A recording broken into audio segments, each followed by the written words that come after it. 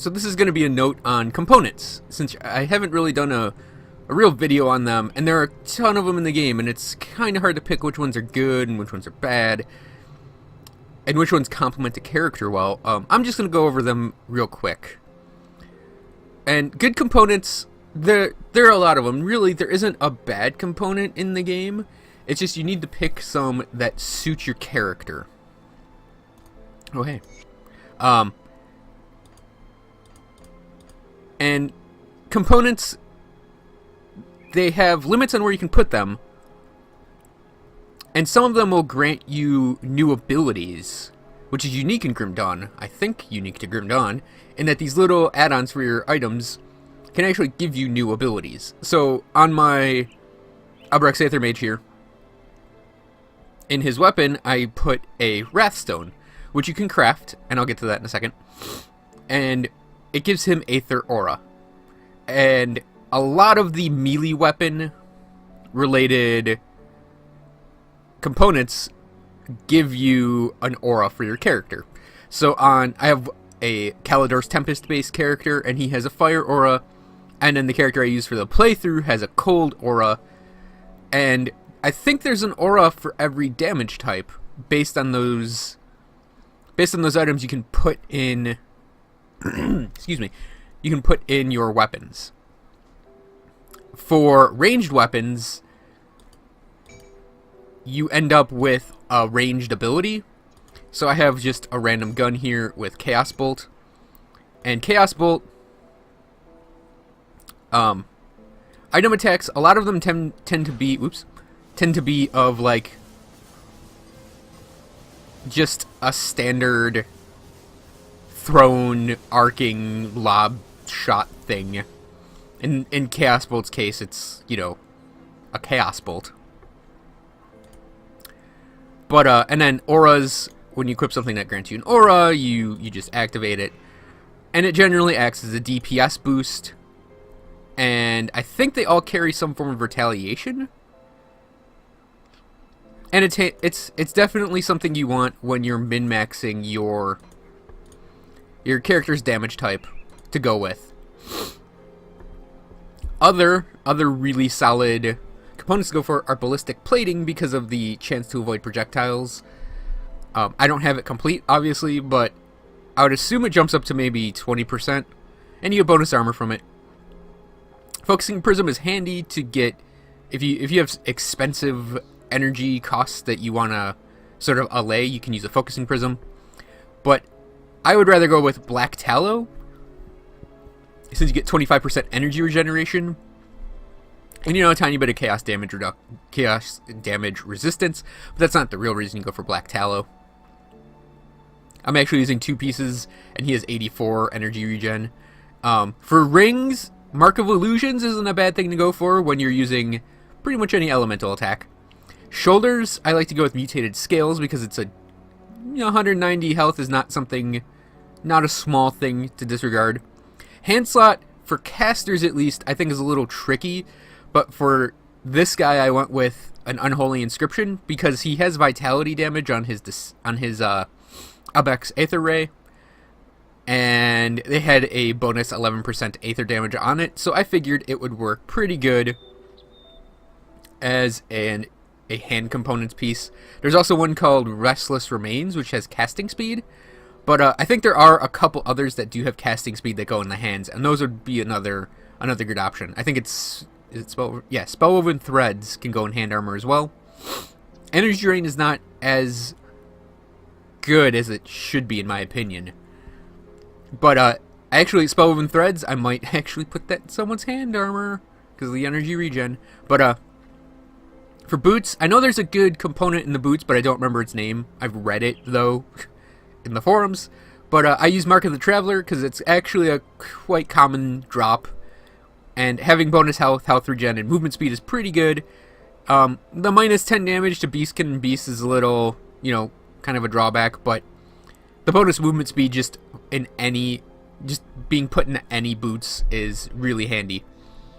For pants, I go with Ancient Armor Plate because because the total damage, physique, armor, and increases armor by a percentage is all really solid. And you can actually double up on these because you can put them in your chest piece as well.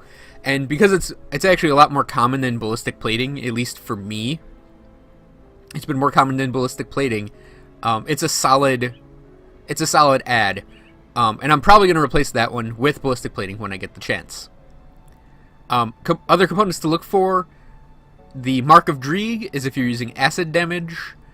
There's ammo for every damage type. It's like Devil's Touch ammo is fire damage. And if you're using a fire gun, like Cavo's using a fire gun, I think he has Devil's Touch ammo in his gun, which is really good for ranged fire attacks.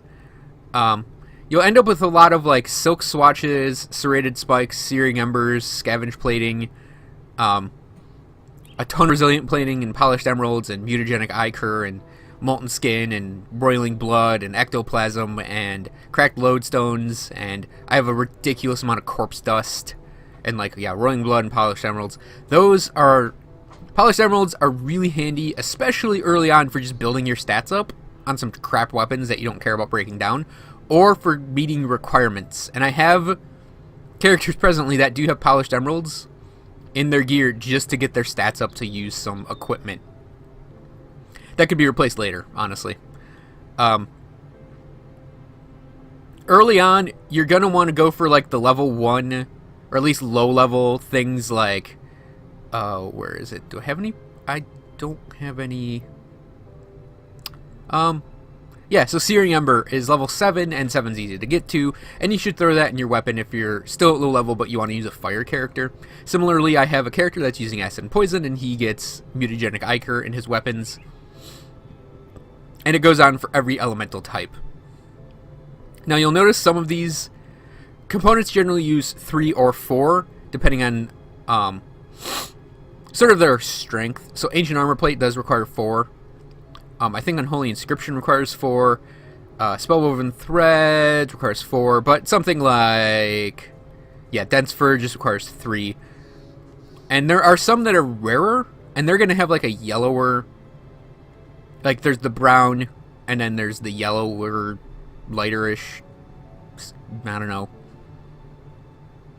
Yeah, just pucey yellow color. And that's sort of the more rare ones, like Mark of the Myrmidon and Attune Lodestone. And Killarian's Shattered Soul, and yeah, the Emos and Chains of Valeron, which I've only seen one of, which is right there. Bindings of Bismiel, again, same thing. That would actually be a good caster one, it looks like. It depends on if it grants an ability or not, and what that ability is. Yeah, there are things for physical damage as well. Pierce damage. Ammo types, it's some bonus cold damage on Vengeful Wrath. A Soul Shard for absorbing energy from enemy spells, but energy absorption, like energy drain, is only okay. Spikes, a couple others I like to go for, which I'll point out here because I have some set aside. Mark of Illusions, I already pointed out. Radiant Gem, you can actually craft just a whole Radiant Gem, but they'll also drop in fragments. Arcane Lens is really great for an elemental caster. And Mutated Scales, oh, I did point out Mutated Scales, yeah, they go in the shoulder for a health boost. Plans do drop for the components you can craft. And I don't think I've actually had one drop for these. But yeah, components for crafting them. What you'll have to do is, on most of these, you'll notice it has the 1 on it. So if you wanted to make, like, say, enchanted flints, to get it fully complete, you'll actually need to make 4 of them. I don't have the inclination or cash or scrap right now. Or, I mean, yeah, I just don't have the cash to farm, to make one. But occasionally you'll get, like, the Radiant Gem. And that might have been one I learned along the way, because it seems very out of place with the other ones. But the Radiant Gem, you actually get the whole gem out of it. And yeah, this is where you would come, like if I wanted to make a Wrathstone, another Wrathstone, I would actually just come straight here and make the Wrathstones to put into a weapon. Yeah, but like Vitriolic Gallstone, I have a couple dropped, and then I could craft them. So these do drop, but you can also craft them, and it's pretty handy to have that in order to get what you need for your character. And there are plans for these. Like I said, I think the Radiant Gem dropped off of a plan for me because it just seems very out of place, but I might be wrong. And we'll take a real quick look at another character. So the Spellbreaker I'm using for the playthrough, he does have Mark of the Traveler on his boots. He has mutated scales on his shoulders. His offhand has the Radiant Gem, and I'll show that ability in a second. And then he has, you know, Mark of Illusions. Yeah, he has a couple Polished Emeralds just to get his stats up. And his weapon, he has the Cold Stone, which gives a Chill Aura 1. His pants, he has the Arcane, or the Ancient Armor Plating. And on his badge, he has a Black Tallow. So, for him, because of what he has on his weapons, he actually has two things he can have. So, Ice Surge, granted by an item. Chill Aura 1, granted by an item. Iskander's Elemental Exchange is his ability, and then that's his other ability. I forget where Ice Surge is from.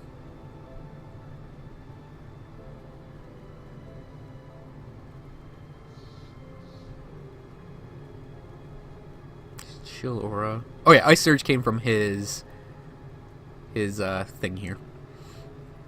Not a component, therefore not relevant to this video. But the ability granted by the Radiant Gem is a great defensive ability because you get a ton of resistance off of it. When you activate it, you sort of get like a rainbowy effect around you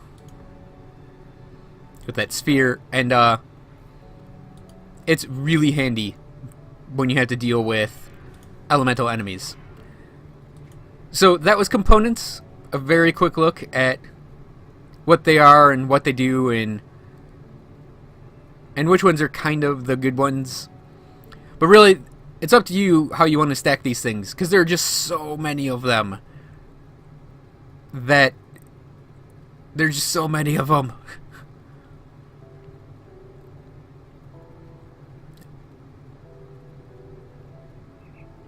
So, thanks for watching, everyone. That was a quick look at components. I hope to see you guys in the next Grim Dawn video, whatever it is, or not Grim Dawn video. So see you then.